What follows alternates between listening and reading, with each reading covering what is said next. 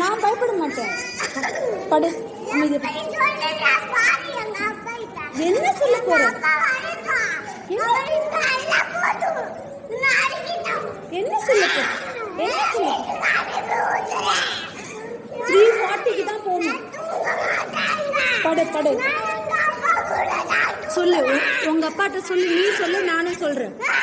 கொஞ்சம் கூட அடங்கலன்னு சொல்றேன். சரி, இருந்துட்டு போ. இப்ப நான் யாரு? நான் கூட எங்க அப்பா பிள்ளை, எங்க அம்மா பிள்ளை. படு.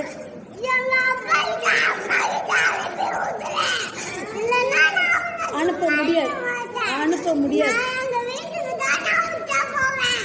இங்கதான் போகணும். உச்சா இங்க போகணும். இங்கதான் போகணும்.